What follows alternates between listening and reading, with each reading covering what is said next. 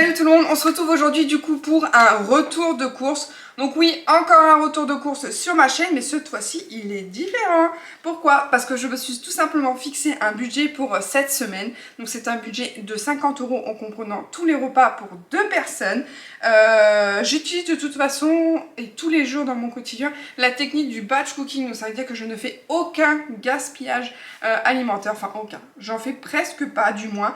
Et surtout grâce en fait à mon petit carnet que vous allez retrouver du coup dans la barre d'infos. En fait il s'agit tout simplement d'un carnet où vous écrivez vos plats de la semaine et vos ingrédients au gramme près. Alors vous allez dire oui, au gramme près c'est un peu... Ok, c'est peut-être un peu, mais la technique du batch cooking, c'est ça, c'est ne pas faire de gaspillage et acheter l'essentiel. Donc, il faut savoir que vous allez retrouver quand même nos petits déjeuners dedans, sauf les compotes et les yaourts nature, parce qu'on en a acheté et il nous en reste encore et on ne voulait pas les gaspiller. Donc, du coup, c'est les deux choses que nous n'avons pas rachetées. Et bien sûr, il y aura la partie primeur. On m'a également demandé dans les anciennes vidéos de mettre les recettes de ce que je réalise la semaine. Donc ça vous l'aurez dans une autre partie avec une voix off où je vais tout vous expliquer comment je m'organise dans mes recettes. Donc là en attendant je déballe juste les courses avec vous et je vous mets les recettes juste après.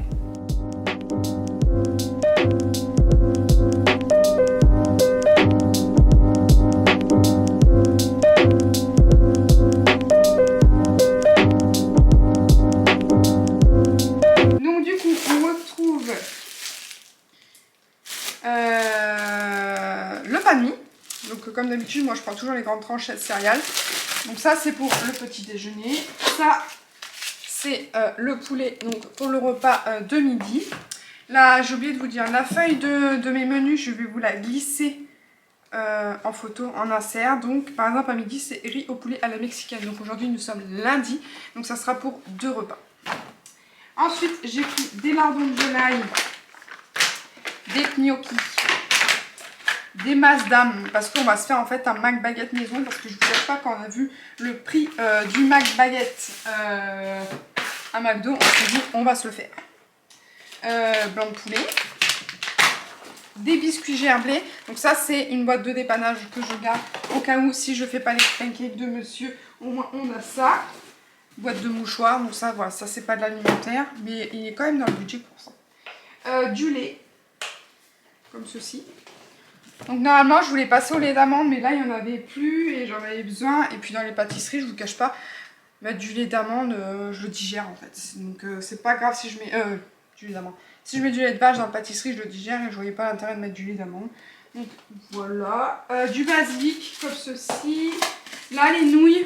Alors non, ce ne sont pas des plats préparés, je prends juste les nouilles parce que les nouilles dans ce genre de contenant sont beaucoup plus faciles à cuisiner. Alors je ne sais pas pourquoi j'arrive mieux à cuisiner celle-ci que celle quand j'achète dans les gros paquets. De l'huile de sésame, ça c'est super bon, grillé. Dans les salades c'est extrêmement bon et si vous adorez les plats asiatiques, mettre ça c'est super. Sinon juste dans les salades ou dans un plat ou même dans les pâtisseries, super bon. Du coulis de tomates de Ice. Levure, on va y arriver. Les expressos pour monsieur. Là, je vais y arriver. Litière pour le chat. Et hop, le sucre vainé. Alors pareil, j'ai pris en sachet. Alors je voulais essayer en gousse. Le goût c'est le faire moi, mais je me suis dit j'ai pas encore le contenant parce que je mets tout dans des bocaux en verre, il m'en manque quelques-uns, donc du coup j'ai décidé de prendre comme ceci. Et le dernier, alors j'ai laissé dedans parce que ça rentre plus de poil. Alors je vais pas en avoir besoin, mais j'en ai quand même pris au cas où. Des pâtes, alors j'ai découvert cette pâte là, Traditiona d'Italia. J'adore, je prends que des pâtes chez eux. Du coup, donc là j'ai pris des farfales et des rigatoni. Enfin, voilà. J'ai pris un petit peu de moutarde parce que j'ai trouvé. Par contre, je sais pas quel goût il a celui-là, donc on verra bien.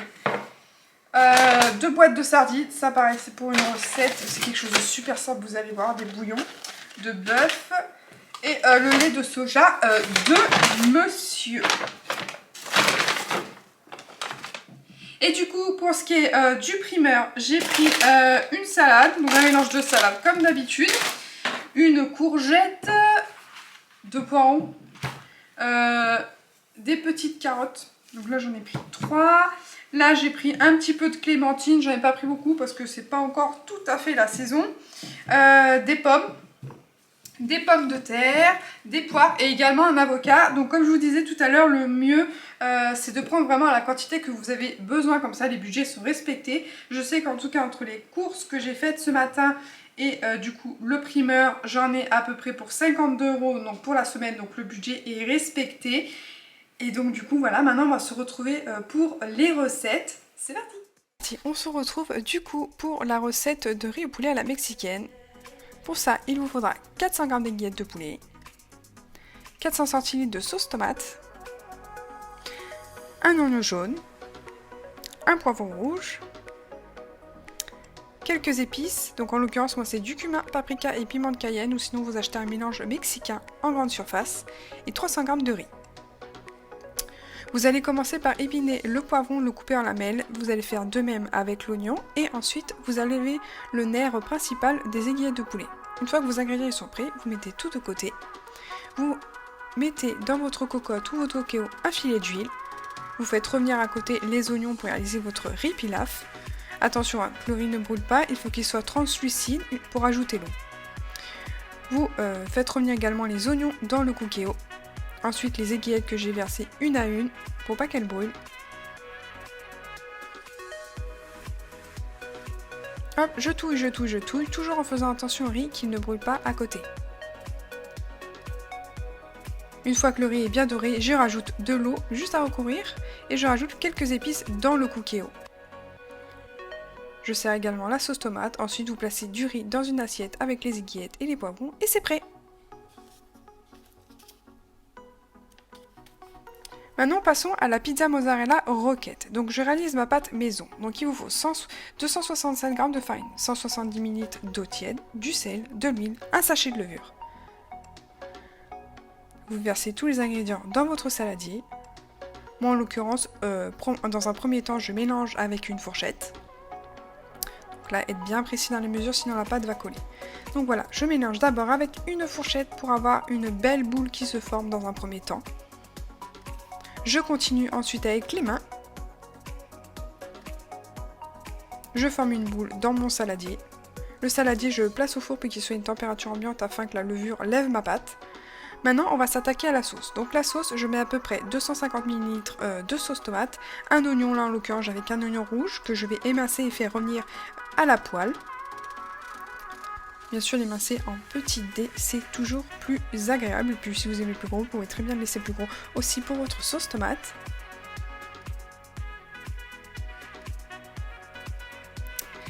Vu la taille de ma pâte, là, je vais mettre qu'un demi-oignon. Ça suffira amplement. Et là, du coup, je coupe en petits cubes.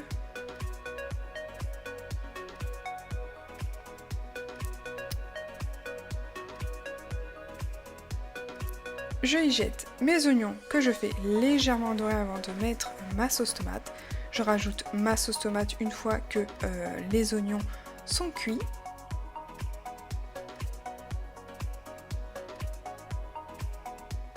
Je rajoute quelques épices italiennes, c'est toujours bien aussi d'en avoir dans son placard pour réaliser cette pizza.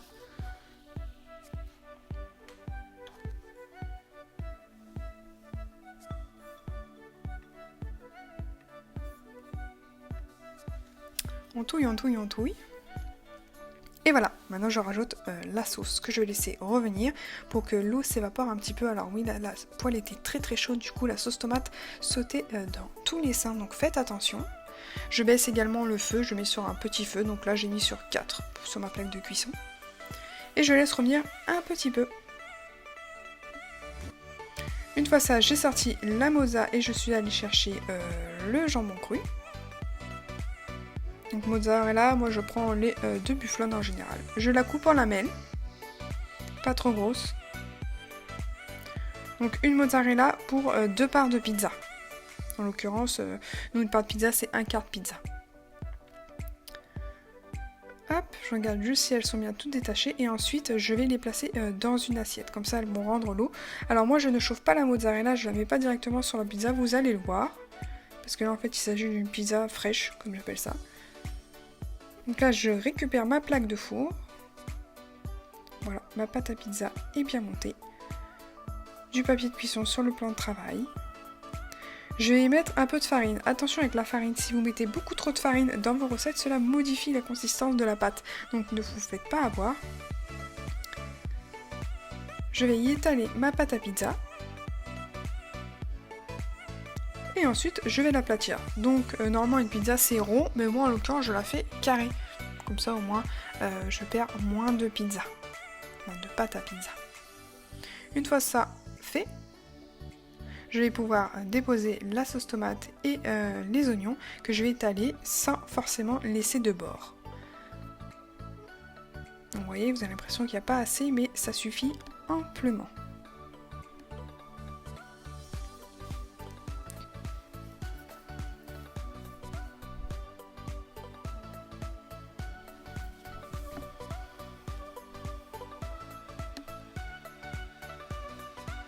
Si on voit un peu la pâte à travers, ce n'est pas si grave que ça. Vous avez juste à rééquilibrer, mais la pâte aura le goût de sauce tomate.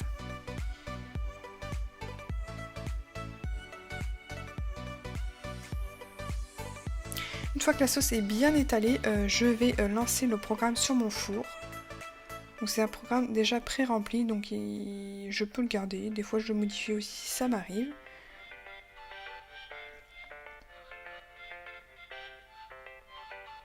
Et une fois que ma pâte est cuite, je sors tout simplement un pizza du four. Je coupe 4 quarts de ma pizza. J'y pose la roquette, la salade de votre choix, ensuite la mozzarella et un filet d'huile et c'est bon. Donc en général la pizza cuit à 210 degrés pendant 45 minutes en chaleur tournante. Maintenant nous allons passer à la recette que tout le monde attend, donc le McBaguette. Donc qu'est-ce qu'il vous faut? Une baguette, 200 g de viande hachée, donc ça c'est une recette pour 2 personnes, je vais le préciser, la moutarde à l'ancienne, de la moutarde de Dijon, un mélange de salade, si vous voulez, ou simplement de la litue, cela fait l'affaire. J'ai également préparé les frites en avance, donc moi ces 2 grosses tomates, elles sont assez grosses, et là d'ailleurs on va commencer par ça, je les avais simplement épluchées, j'en rajoute de l'huile, du sel et un peu de poivre dessus, je mélange. Donc ça c'est pour les frites au four, quand vous les faites au four en général ça suffit. Donc là je les éparpille un peu en vrac et puis ensuite je vais les ranger.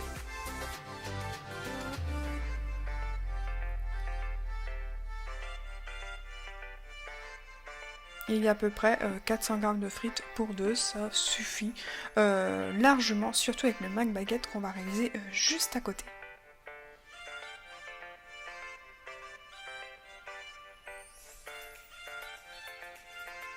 Allez, on range bien la dernière frite.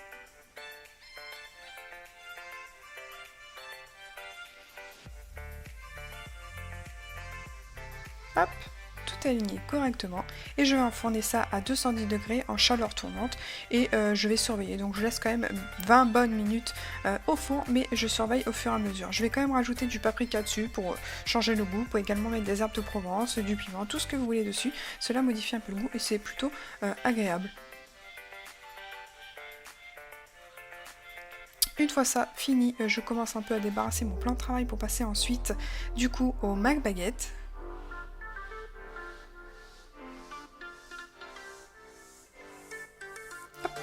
Le four est prêt, j'envoie au four. Et maintenant passons du coup à la viande hachée. Donc là en fait vous allez diviser votre viande pour avoir 100 g distincts et ensuite avoir 50 g. Pour pouvoir réaliser 2 steaks assez fins comme les steaks du McDo dans votre McBaguette. Donc là c'est parti, vous faites 2 petites boules, vous vous aplatissez bien, mais pas trop non plus parce que si c'est trop plat, la viande peut se casser à la poêle. Je fais de même avec l'autre boule.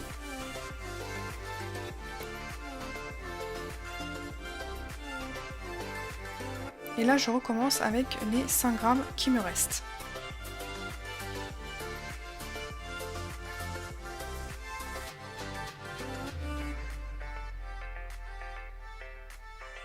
Alors pour le moment, il ne faut pas assaisonner parce que cela modifie la cuisson. J'assaisonne au dressage ou en fin de cuisson.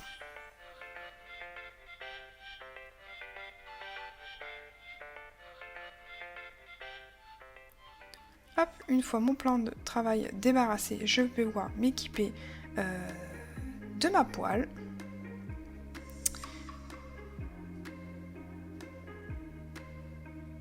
Donc attention, il faut bien savoir que les steaks, il faut les cuire au dernier moment pour qu'ils soient chauds. Là, j'utilise donc 2 fourchettes de moutarde de Dijon et une bonne grosse fourchette de moutarde à l'ancienne que je vais venir mélanger pour avoir cette sauce un peu spéciale du McBaguette. Vous pouvez également utiliser de la béarnaise et si vous voulez carrément modifier, vous pouvez mettre de la samouraï, de l'algérienne, de la mayonnaise, du ketchup, toute la sauce qui pourrait vous faire plaisir. Je prépare également ma baguette, comme ça une fois que les steaks seront chauds, je pourrai tout glisser à l'intérieur. Donc attention à ne pas vous couper bien sûr, donc une demi-baguette et vous la coupez. Vous pouvez également prendre des baguettes pré-cuites, elles sont un peu plus grandes que ma baguette, mais cela peut faire l'affaire aussi.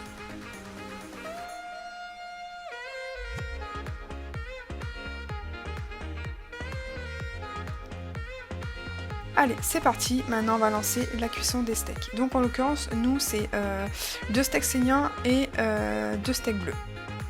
Je vérifie que ma poêle est chaude, je ne mets absolument pas de matière grasse, il faut le savoir, pas de matière grasse pour les viandes, car elles rejettent elles-mêmes de la matière grasse. Donc là je reforme afin d'avoir des steaks un peu ronds, un peu carrés, pour que ça puisse faire le long de ma baguette, et c'est parti, je lance en cuisson. Comme je vous ai dit, faites attention qu'ils ne soient pas trop fins pour pas les casser au moment où vous allez les retourner, mais également il faut qu'ils soient fins pour représenter du coup le McBaguette qu'on connaît.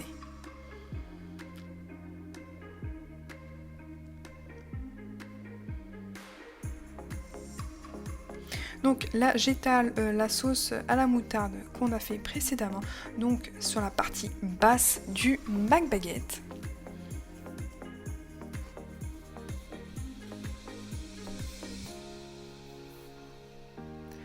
Je fais attention à mes petits steaks. Hop. Je les positionne donc sur le bas du McBaguette.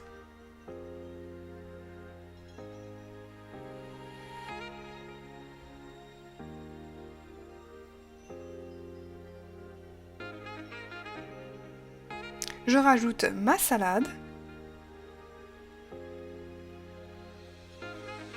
Donc en l'occurrence là j'ai essayé de prendre les plus grandes feuilles que j'ai fait parce que nous on prend que des mélanges de salade en général, mais la laitue, la batavia, la feuille de chêne aussi font très bien l'affaire pour ce genre de sandwich. Une fois ça, je rajoute du coup des lamelles de fromage qui sont déjà coupées en tranches que vous trouvez dans le commerce. Donc voilà, en l'occurrence là j'ai pris du Mazda. Hop, je vais venir la couper en deux pour que ça soit plus simple à positionner. Je vais faire de même pour le deuxième McBaguette. Je rajoute un peu de sauce sur le haut du pain, parce que j'avais envie, et puis il m'en restait aussi, je me suis dit allez, on va mettre le reste là-dessus. Et voilà, un premier McBaguette fini.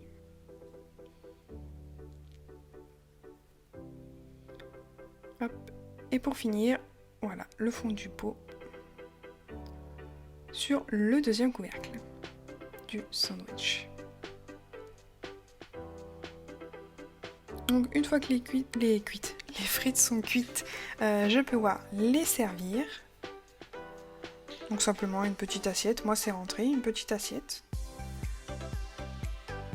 Donc vous mettez votre McBaguette sur le côté d'une assiette et les frites sur l'autre partie. Et du coup, vous avez réalisé un McBaguette maison. Et voilà. Et c'était délicieux. Ensuite, nous allons continuer avec notre gnocchi à la tomate. Donc pour ça, il vous faut 400 g de tomates concassées, un demi-oignon, du thym. Moi j'ai pris du piment d'Espelette pour remplacer le poivre, j'avais envie parce que ça pique pas trop, et 300 g de gnocchi. Cette recette est très très simple à réaliser, surtout quand vous n'avez pas beaucoup de temps. Donc là, tout simplement, vous allez éplucher votre oignon et le couper. Donc en général, je le coupe en petits dés pour pas trop qu'on le sente en bouche lorsque l'on mange.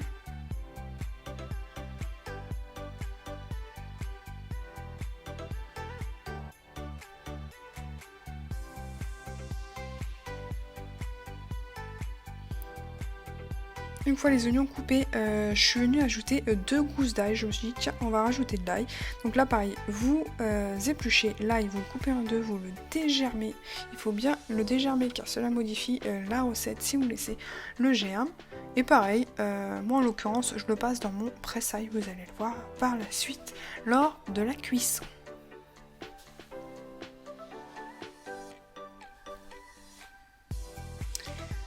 Donc voilà, donc là j'y verse un petit peu d'huile,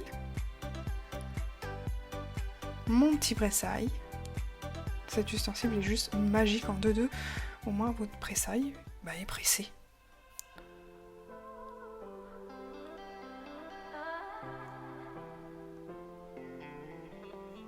Je fais de même avec la deuxième gousse d'ail.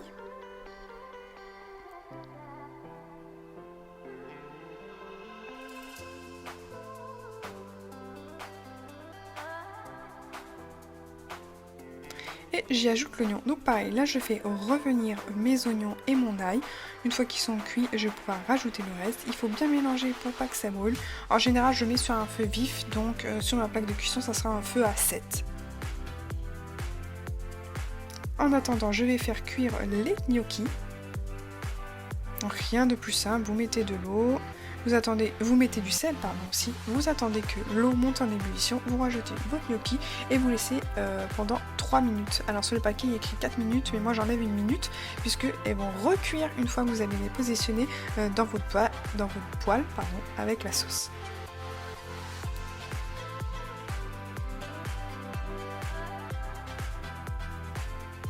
Donc voilà, toujours veillez à bien mélanger pour pas que ça brûle.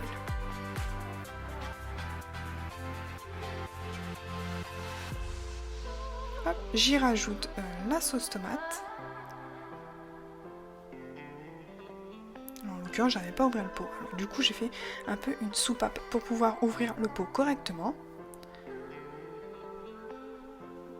Une fois que les oignons sont bien revenus et on va dire sont jaunes, bon là en l'occurrence ils sont rouges, donc on voit pas trop la différence, mais une fois qu'ils sont bien revenus dans la poêle, vous pourrez y verser votre sauce tomate. Donc là, voici, je verse la sauce tomate, je mets un petit peu d'eau pour rincer mon pot. De toute manière, l'eau s'évapore par la suite.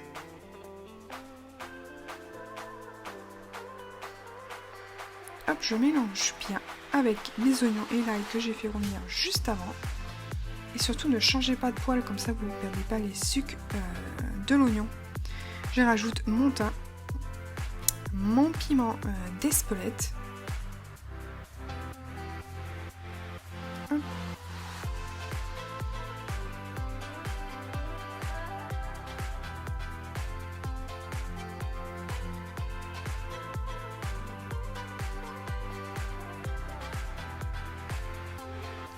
Et on touille, on touille, on touille.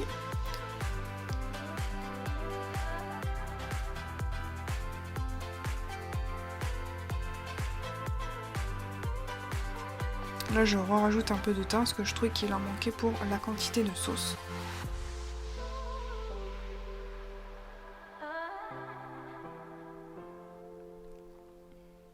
Je débarrasse toujours un petit peu mon plan de travail.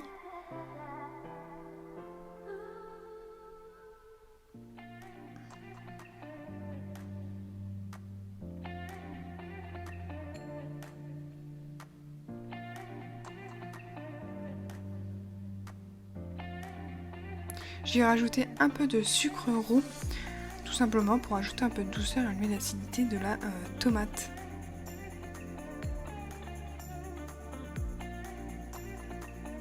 Pareil, on touille bien. Donc là, vous ajoutez du coup 3 minutes sur votre minuteur. En l'occurrence, là j'ai mis 2, mais j'en ai laissé 3 pour le coup. Je prépare toujours en avance parce que j'oublie en dernier moment. Et là, c'est le grand challenge de pas se brûler. Alors là, vous allez voir, je vais galérer à les mettre parce qu'à chaque fois, j'en mets partout et je me brûle. Une fois ça, remuez la sauce. Vous surveillez bien votre gnocchi. Vous remuez bien. Et ensuite, vous y versez les gnocchis dans la sauce et vous laissez revenir. Toujours enlever 1 à 2 minutes de cuisson. Il faut savoir que les gnocchis chauffent encore dans la sauce. Et voilà! Du coup, j'espère que cette vidéo recette vous a plu. N'hésitez pas à me laisser un commentaire si vous voulez que j'essaye de nouvelles recettes. En attendant, la prochaine vidéo sera également encore des recettes parce que vous me l'avez demandé, mais sur une autre semaine. Donc on se retrouve dans une prochaine vidéo. N'hésitez pas à commenter, liker et partager, ça fait toujours plaisir. Bye bye!